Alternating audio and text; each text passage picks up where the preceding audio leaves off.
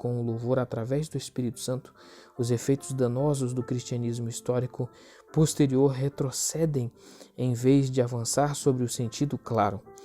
Um valor essencial e permanente deste estudo histórico da exegese do Salmo 1 é a convicção de que os salmos convidam para o relacionamento entre o Eu Sou e a única realidade eterna e o mortal. Segunda parte, voz do salmista, tradução. Primeiro, como é feliz aquele que não segue o conselho dos ímpios, não imita a conduta dos pecadores, nem se assenta na roda dos zombadores. 2. Ao contrário, sua satisfação está na lei do Eu Sou, e nessa lei medita dia e noite. 3. É como árvore plantada à beira de águas correntes. Dá fruto no tempo certo e suas folhas não murcham. Tudo o que ele faz prospera. 4. Não é o caso dos ímpios, são como palha que o vento leva. 5. Por isso os ímpios não resistirão no julgamento, nem os pecadores na comunidade dos justos. Pois o Senhor aprova o caminho dos justos, mas o caminho dos ímpios leva à destruição. Terceira parte, comentário, introdução. Letra A, Salmo 1 e liturgia. Como os primeiros pais compreenderam, o Salmo 1 prepara o adorador do Eu Sou para participar da vida eterna divina, ou, melhor ainda, para que Deus participe com o adorador com sua vida. Além do mais, o Salmo ensina ao povo da aliança a forma aceitável de adorar a Deus. Conforme o cântico litúrgico de Israel, Moisés prescreveu a liturgia sem música e cântico, mas Davi, como um Mozart, transformou essa liturgia em ópera. Veja páginas 107 a 108.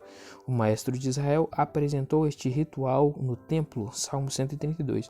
Conferiu coreografia a esta liturgia, Salmo 68, 24 e 27. Como também a música e o libreto do saltério, em 1 Crônicas 16, 4, 6 e Salmo 150. O saltério refere-se a todo aspecto da liturgia de Israel, o local sagrado, Monte Sião, Salmos 2:6. Os objetos sagrados, por exemplo, o altar, Salmo 26. Os períodos sagrados, Salmo 81:3. E o pessoal sagrado, especialmente o rei ungido, Salmo 2:2. E raramente sacerdote, Salmo 132:16. A liturgia dramática representa o céu na terra e os adoradores cantam estes cânticos a Deus e uns aos outros em um relacionamento pessoal e apaixonado com Deus triuno. A compreensão bíblica da liturgia difere radicalmente de Hegel e do pós-modernismo. Hegel definiu a liturgia como a participação da existência finita no ser essencial, isto é, a compreensão e prazer da verdadeira realidade. Conforme a visão de mundo de Hegel, o ser essencial ou verdadeiramente realidade conota um reino sublime, no qual os seres humanos são os participantes naturais. Deste modo, a função da liturgia torna-se um processo pelo qual a humanidade é trazida à manifestação mais plena de sua verdadeira natureza. Nesta visão, a pessoa entra no verdadeiro reino misticamente e encontra o verdadeiro eu. A definição de Hegel e a compreensão pós-moderna da espiritualidade, entretanto, falham porque elas não levam em consideração que Deus é justo e a humanidade é pecaminosa. No Antigo Testamento, uma pessoa não entra na esfera sagrada de maneira leviana ou como uma questão de direito. Há barreiras inerentes na religião israelita que leva em consideração o pecado. A tensão entre o Eu Sou e seus adoradores é resolvida através do pacto e da liturgia. Somente a fidelidade pactual e a participação sincera na literatura permitem a participação na adoração. A performance espiritual da literatura prescrita de pecados santifica o adorador. Deus transmitiu a Israel instruções para a liturgia. Êxodo 25, Levíticos 9, 24. Somente depois que Israel confirmou os 10 mandamentos e o livro da lei, Êxodo 24, 3 a 8, quando a nação renegou o compromisso com o pacto, Deus cessou de transmitir instruções para a liturgia e forçou os representantes de Israel a abandonarem o Monte Sinai, Êxodos 32, 34. Entretanto, quando Israel se arrependeu e confiou na graça de Deus, Êxodos 34, 6, a introdução litúrgica começou. Da mesma forma, os profetas do Eu Sou compararam a rebelião contra o pacto, que é camuflada com liturgia, ao pecado de adivinhação, 1 Samuel 14, 22, etc. A liturgia inerentemente, no caso, 1 Samuel 14, 22, Isaías 1, 11, Jeremias 7, 22, Oséias 6, 6, Miqueias 6, 6 a 8, Mateus 12, 7, Marcos 12, 33, Hebreus 10, do 6 a 9. A liturgia inerentemente seduz as pessoas à rigidez e manipulação. Devido aos rituais mágicos, alguns adoradores em toda a história transformaram a religião em uma forma de obterem o que eles queriam de Deus. Outros supõem que Deus está interessado apenas na execução correta dos procedimentos religiosos, sem uma vida correspondente que é atenta a ele. O Salmo 1 antecipa estes problemas. Antes de entrar no saltério, a pessoa precisa dizer um sincero amém ao Salmo 1. A pessoa feliz se deleita na instrução catequética de Deus e de um coração regenerado. Somente aquele que cumpre o pacto pode entrar e habitar na presença de Deus. Salmos 15 e 24, e apenas o regenerado que se deleita pela fé no legislador que graciosamente lhe transmitiu sua lei, pode entrar na congregação dos justos que cantam salmos, hinos e cânticos espirituais do saltério.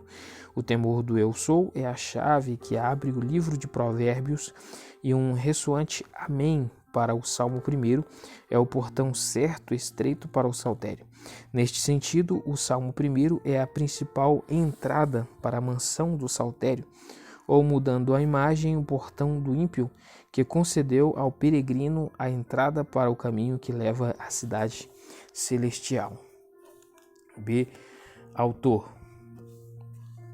O autor do prefácio ao saltério é anônimo, mas podemos inferir verdades relevantes sobre ele. Primeiro, ele é um verdadeiro parceiro do pacto com o Eu Sou.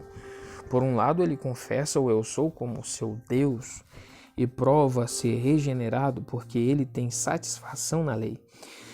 O não regenerado não recebe a lei de Deus. Por outro lado, ele confia que Deus é fiel a seus pactos.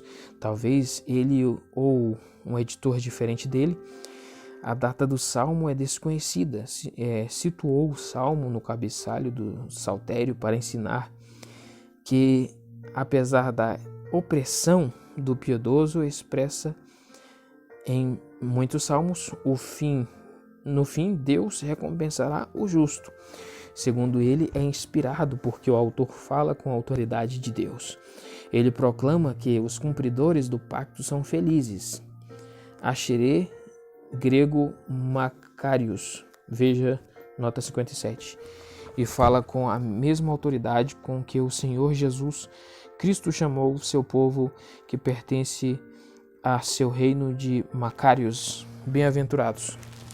Ele fala com a autoridade de um futuro julgamento do ímpio, da salvação do justo, e ele sabe que aqueles que são conhecidos por Deus perecerão. Uma transição para a natureza da inspiração do Salmo é apropriada aqui. Em tempos passados, o Eu Sou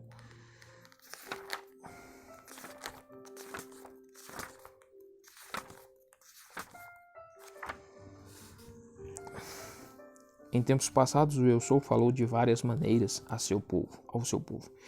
A Moisés, o fundador da nação santa, ele falou em teofanias, isto é, em manifestações face a face, para os profetas em visões e audições, e nos salmos, através de meditações e cânticos dos santos carismáticos em necessidade, a confiança em Deus.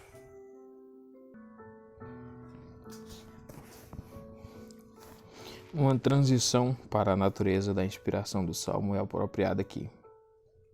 Em tempos passados, o Eu Sou falou de várias maneiras ao seu povo. A Moisés, o fundador da nação santa, ele falou em teofanias, isto é, em manifestações face a face para os profetas, em visões e audições, e nos salmos, através de meditações e cânticos dos salmos carismáticos, em necessidade e confiança em Deus. Ao coletar esses salmos e incluí-los no cânon da Escritura, as palavras do eleito a Deus foram transformadas na palavra de Deus para o eleito refletir a respeito. Terceiro, ele é sábio como Diodoro de Tarso, 330 a 390. Cedo reconheceu, veja acima, sábios inspirados chamam os filhos discípulos de Ashre, feliz, tradicionalmente abençoados, Salmos 1:1 e Provérbios 3:13. Eles também comumente argumentam, movendo-se da causa para a consequência. Usam a metáfora do caminho para esta noção. Usam imagens da natureza como árvore e palha para instruir, e somente os sábios falam dos zombadores. É uma correta inferência que nosso poeta anônimo tem o círculo dos sábios carismáticos como pares. Quarto, o autor é um artista literário. O ensino do poeta é tão repleto de desenhos quanto uma renda de Bruxelas. Ele alinhava para trás e para frente da virtude para o vício. Os primeiros 3 versículos do poeta retratam o justo contra o ímpio, e os 3 últimos o ímpio contra o justo. Contrastes formidáveis sobejam entre eles, desde a primeira palavra felicidade do justo até a última palavra destruição do ímpio. James Waltner diagrama os contrastes. Versículos 1 do 1 ao 3, assunto justo, caracterização feliz, foco ensino, comparação árvore e destino prospera. 1 do 4 ao 6, assunto ímpio, caracterização infeliz, foco conselho, comparação palha, destino destruição. Outros discernem um padrão quiástico nas imagens do poeta. Letra A, descrição e destino do justo caminho, 1 ao 2. B, símile do justo árvore, 3A, B. C, conclusão objetiva, sucesso, 3C. C, introdução objetiva, falta de sucesso, 4A. B, metáfora do ímpio, palha, 4B. Letra A, descrição e destino do ímpio caminho, 5 ao 6. Outros discernem dísticos, que é a estrutura seguida aqui. C, estrutura. Primeiro, causa da vida feliz, do 1 ao 2. Letra A, pecadores arrependidos, 1. B, meditação na lei, 2. 2. Descrição das consequências do feliz e do infeliz, 3, 4.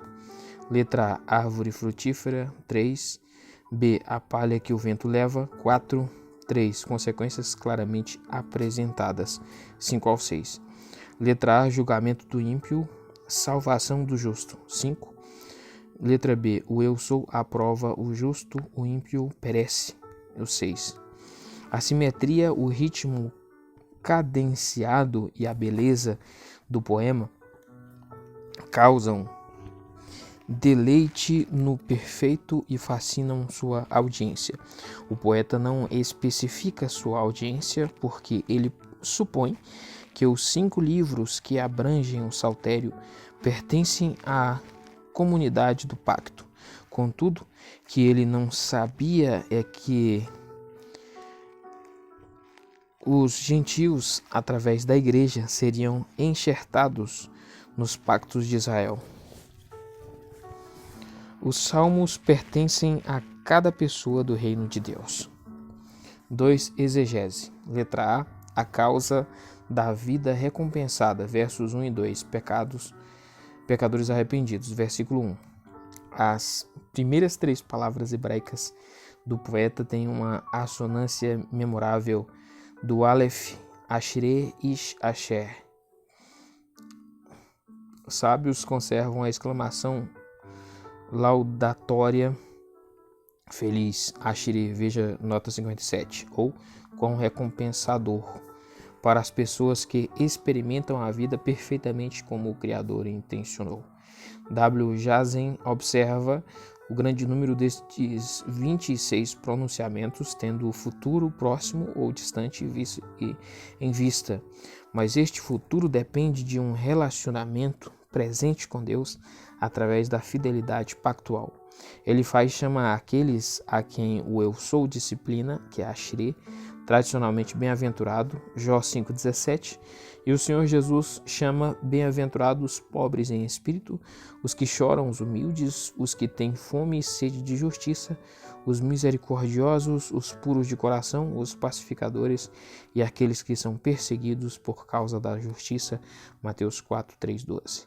O pronunciamento não confere bênção. Esta noção pertence à palavra hebraica Baruch, mas serve para apresentar um ser humano como modelo diante do destinatário, para que este modelo seja almejado. Neste caso, o indivíduo é o modelo do tipo de pessoa que tem acesso à liturgia divina e que tem a certeza de chegar em segurança à cidade celestial. O restante do salmo demonstra claramente que os justos são chamados felizes devido à esperança futura que têm. Os ímpios perecerão no tempo do julgamento de Deus, como a palha que o vento leva, mas os justos prevalecerão como a árvore sempre verdejante e frutífera, porque Deus os conhece. A tradução moderna e popular de Ashre como feliz oculta 2 realidades: que os santos sofredores são felizes e que o foco é na vida que supera a morte clínica. Os felizes não caminham com os ímpios, pecadores, zombadores. Os ímpios, Rechaim, de acordo com K.H. Richards, são os culpados e sempre se faz menção a eles em termos de uma comunidade. Rasa é o antônimo de Sedek, justiça, fidelidade e a comunidade. Versículos 5 e 6. Em contraste com a raiz positiva SDQ, RS expressa comportamento negativo. Palavras, o Rechaim, né, que é RS, Rechaim, certo. Sedek, o CDQ é Sedek. O Rechaim expressa comportamento negativo, palavras maliciosas, pensadas e obras e comportamento antissocial que expõe a desarmonia, a agitação interior do ser humano. Isaías 57:20. Se os justos ajudam a comunidade, mesmo em detrimento de si mesmos, os ímpios se beneficiam em prejudicar a comunidade que vive de acordo com a ordem de Deus. Em outras palavras, os ímpios se impõem para abrir caminho. No que diz respeito ao sinônimo pecadores, a despeito da objeção de Koch, o sentido de HT é errar um alvo, fracassar. Este sentido concreto é atestado juntamente com o familiar sentido religioso de pecado, Juízes 20:16, Jó 5:24, Provérbios 8:36 e 19:2. HT é usado em todos os tipos de circunstâncias para o erro desqualificante.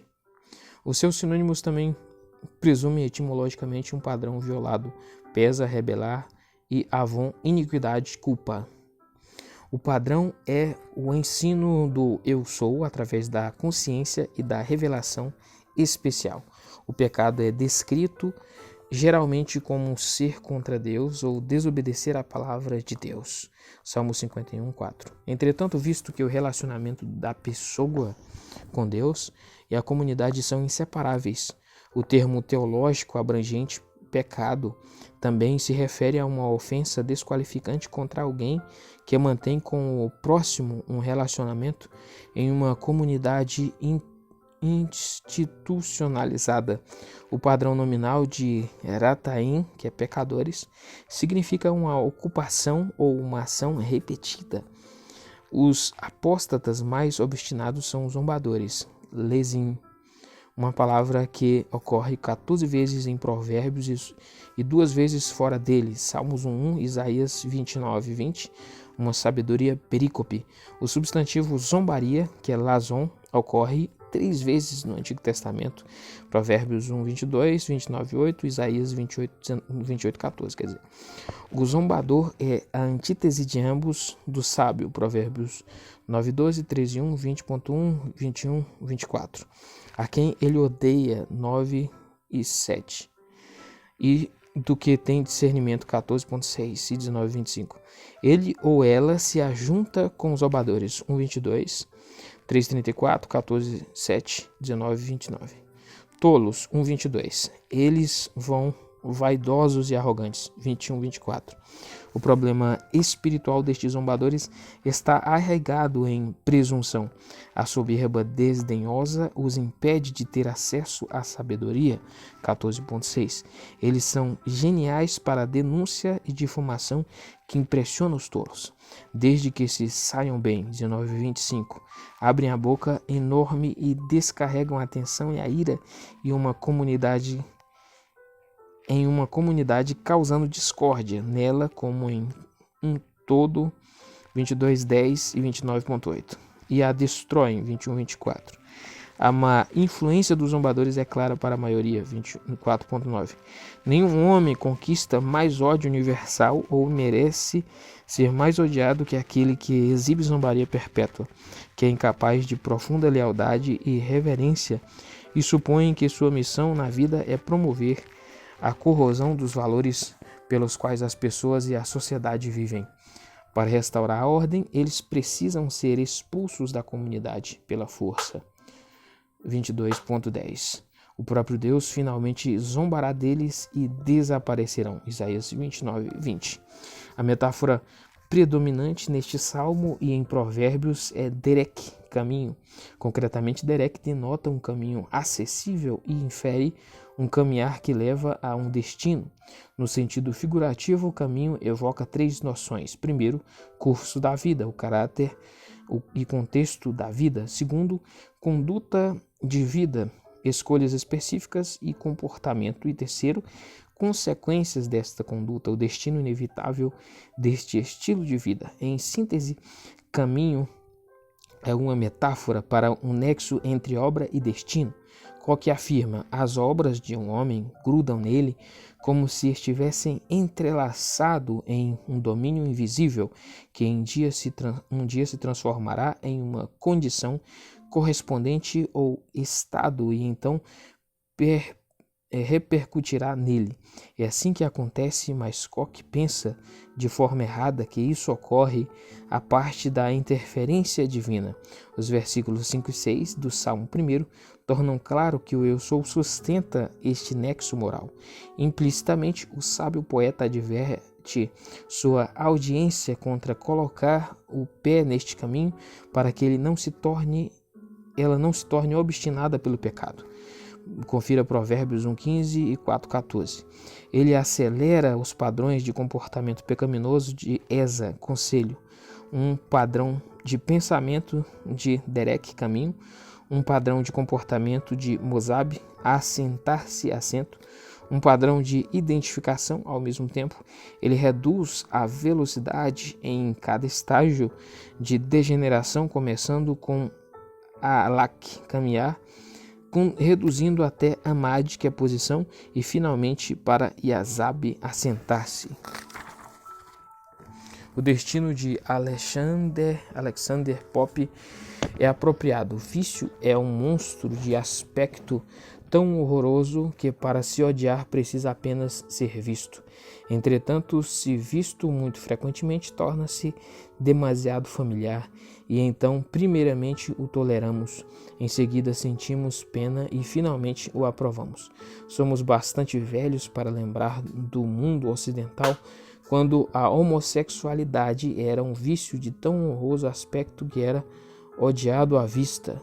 Não era horroroso, né? Tem horroroso aspecto que era odiado à vista, mas o Ocidente teve pena deste comportamento, em seguida o tratou como uma doença e finalmente o presidente dos Estados Unidos os levou a abraçarem este vício como um estilo de vida viável. As nações ocidentais estão se tornando endurecidas pelo pecado e assim cortadas da oliveira de bênção. A deusa grega Medusa tinha uma face tão abominável que transformava corações em pedra. Muitos cristãos têm medusas em suas salas, endurecendo seus corações através de sexo e violência. Robert Louis Stevenson captou esta verdade em sua famosa obra de ficção, Dr. Jekyll e Sr. Hyde. Dr. Jekyll fez uma mistura que, quando a bebia, transformava o gentil doutor durante o dia do diabólico Sr. Hyde durante a noite. Dr. Jekyll se tornou mais e mais viciado em sua poção, até finalmente tornar-se o Sr. Hyde sem sequer beber a infusão. O mal o controlou, triunfou e o destruiu. 2. Medição na lei, versículo 2. A longa demora das 3 negativas do primeiro versículo, a anáfora tem uma ênfase particular, frustra o desejo da audiência por uma definição positiva de Ashrei e torna o cumprimento do versículo 2 mais intenso e satisfatório. Em vez de seguir o conselho e comportamento dos culpados pecadores e zombadores, o recompensado tem satisfação na lei. Hebraico Torá, literalmente ensino catequético. O Eu Sou produz seus ensinamentos de sua natureza sublime. Alguns sugerem que o ensino catequético em perspectiva são os hinos de Israel transformados em textos para meditação.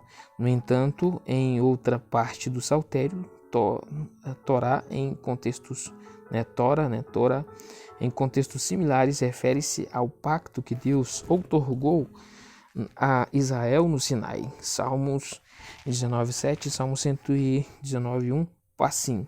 Esse sentido normal é mais apropriado para um prefácio de livros de Salmos. A satisfação regenerada na Torá, porque ela é a estrutura e ordem dada por Deus que fala de Cristo e livra do pecado e da morte. Para o não regenerado, ela é um fardo opressivo de negativas, como não faça isso. Seja quem for que tenha satisfação na palavra da Escritura, terá satisfação no Logos, que é a palavra de Deus. Jesus Cristo, que cumpre a Escritura e para quem ela aponta. Este ensino é do Eu Sou, o nome que impressionou aos piedosos e profundos pensadores Hilário e Agostinho. Em Êxodo 3,14, Deus enuncia a etimologia de seu nome Yahvé, que Eu Sou, e o significado ao revelar a sentença completa de seu nome Eie, ser Eie, que é Ierie, né? Eie, ser Eie, traduzida na NVI como Eu Sou o que Sou, né? Ele colocou Axé Eie, né? Colocou Eie. Não, Axé, Azer, é porque colocou um A antes aqui e enfatizou o S, então é R-E, Axé, R-E. Certo, agora sim, agora entendi. Traduzido na NVI como Eu Sou o que Sou, Deus abrevia a sentença completa de seu nome para um único verbo, R-E, Eu Sou, Serei. No versículo 15, Deus muda seu nome abreviado da primeira Rie para a terceira pessoa, Yahvé, né? Yahvé. O Senhor me enviou. Porque a primeira pessoa é apropriada somente na boca de Deus e a terceira pessoa é apropriada na boca de Israel. quando eles invocam, mencionam o nome de Deus. Assim, o sentido de duas formas reduzidas.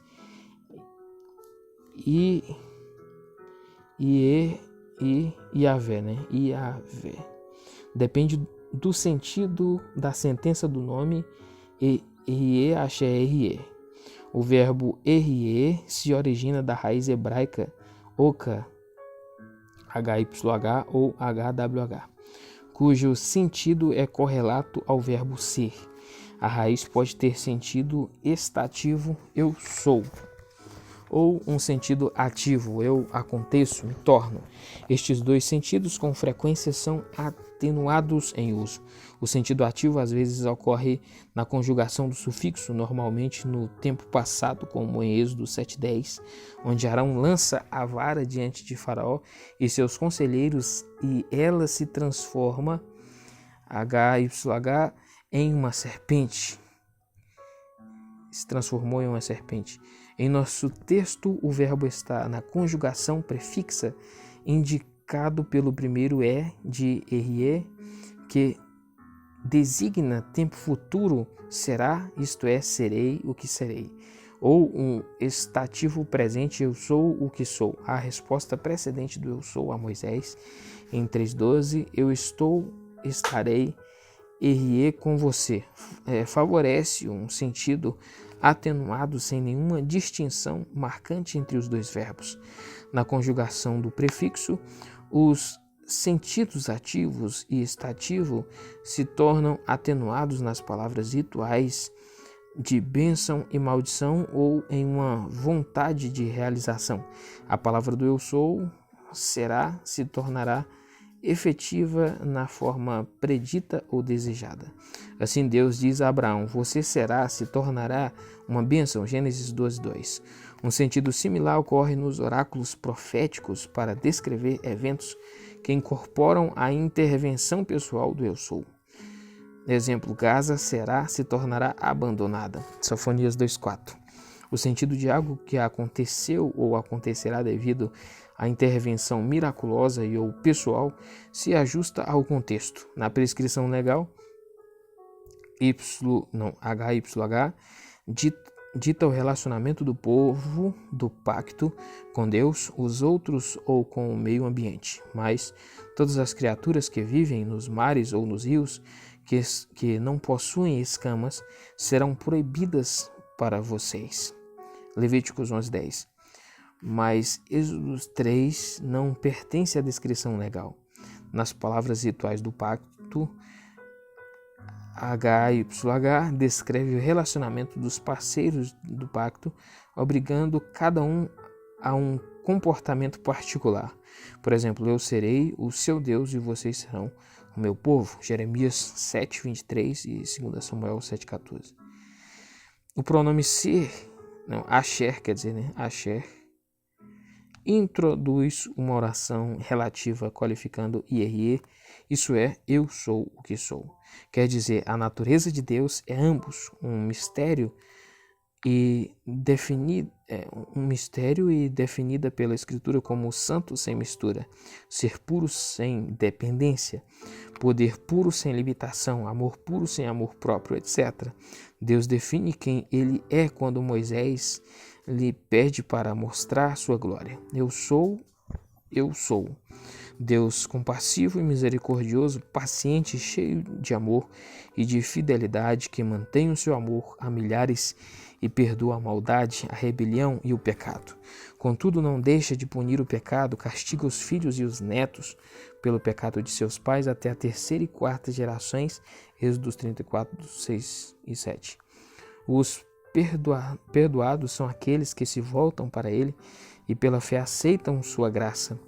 Os culpados são aqueles que desprezam sua graça, tendo intentado dizer, vou me tornar o que me tornarei. Podemos esperar o sinal do objeto direto, como em Êxodos 33:9, Hanot et Asher, Ahon verihamti et arahem. Terei misericórdia de quem eu quiser ter misericórdia e terei compaixão de quem eu quiser ter compaixão. Em sua função, o nome de Deus sugere sua presença pragmática. Este sentido do ser de Deus pode ser capturado na frase "Eu sou o que sou para você". A simplicidade de Deus mostra que não há nele sombra de variação. Deus é digno de confiança, pode-se contar com ele. Satisfação na beepso. Seu prazer está em, denota um sentimento físico de prazer e expressa a afeição de uma pessoa por outra. Quando uma pessoa medita, HGH etimologicamente significa pronunciações inarticulados. Na Torá do eu sou, dia e noite, indicam a figura de constância, alguém que é transplantado de um mundo egocentrado para um mundo centrado em Deus que serve aos outros. Parafraseando Edmund P. Clowney, a meditação cristã, em contraste com a meditação transcendental, é direcionada pela verdade, isto é, a palavra de Deus, derivada da satisfação em Deus e direcionada para o louvor a Deus. Satisfação e meditação na Torá são metonímias de causa, admitindo o efeito de viver de acordo com a Torá, ou seja, no caminho da justiça. A metáfora, o caminho dos justos, no versículo 6, inclui comportamento, veja caminho, derek, versículo 1 ao 6. Visto que, como Agostinho enfatizou, todos estão atolados em pecado e, por natureza, não podem receber as coisas de Deus. 1 Coríntios 2,14. Os arrependidos que renunciam à vida egoísta precisam ser nascidos de Deus. Pecadores não podem mudar a natureza desprezível que tem, assim como um leopardo não pode mudar suas manchas. Toda boa dádiva e todo dom perfeito vem do alto, descendo do Pai das luzes, que não muda como sombras inconstantes. Tiago 1,17. Paulo define a fé como uma virtude permanente em 1 Coríntios 13,13. Parte e parcela do dom divino da salvação, Efésios 2,8. As pessoas que amam assim as palavras de Deus, que sempre retornam a ela em seus corações, Jeremias 31, 31 ao 34, esta pessoa se satisfaz na ativa obediência àquele que pode cumprir a visão beatífica. Em síntese, o novo pacto através da fé em Cristo é a base de ser chamado feliz e a condição sine qua non para ter acesso ao saltério. B. A descrição das vidas recompensadas e não recompensadas. 3 e 4. Primeiro, árvore frutífera, versículo 3. O poeta agora desperta o desejo de sua audiência para estar dentre os felizes através de uma imagem arbórea. Aqueles que se afastam dos ímpios e são fascinados pelos ensinamentos e orientações de Deus são transplantados, Satulo, da terra árida do mundo para o jardim à beira de águas, Palgue, canais. Correntes, uma metáfora incompleta para a lei. Coeler Baumgartner. Lexicon define Peleg como um canal artificial. Eclesiástico 48:17. Água especialmente preciosa no ressecado Oriente Próximo. A parte de Lamentações 3:48 e Salmo 119, 136, Peleg sempre conota positivamente a canalização de água abundante, regozijante e vivificante em uma região seca. Enquanto um rio, que é Nahar, pode ter um curso caudaloso e um riacho, que é Nahal, pode ser seco, as águas correntes provêem um estável direcionamento e pleno suprimento de água vivificante. A metáfora incompleta é ampliada no versículo 3b para incluir fruto e folha. Dar, NTN, literalmente dar, conota a conexão que há entre caráter, conduta, consequência implícita pela metáfora caminho, veja acima. Analisando o restante do salmo, fruto provavelmente se refere às recompensas dos justos que vivem face a face a vida eterna em um futuro que ultrapassa o julgamento de Deus sobre os ímpios. Quando a verdade divina é ingerida com paixão, ela conduz à verdadeira piedade. O tempo certo se refere ao período apropriado de acordo com o calendário do Eu Sou. A metáfora arbórea defendida, suas folhas, alehu, não murcham, lo e bolo, literalmente cair. Significa que antes do tempo, quando a virtude for recompensada e o mal punido, os justos desfrutam da vida eterna. Esta vida sobrevive a despeito da aridez, da privação e do sofrimento. A divina vida eterna naqueles que enterram profundamente as raízes de fé no Espírito de Deus, através de sua palavra, jamais perece. A lei cobre cada aspecto da vida humana em relação a Deus, os outros amigos e inimigos, e o eu, saúde e bens, tudo, literalmente tudo isso que ele faz inclui tudo isso, prospera. Hasliá frequentemente prospera, veja versículo 3. Fala sobre uma raiz cujo sentido concreto é penetrar.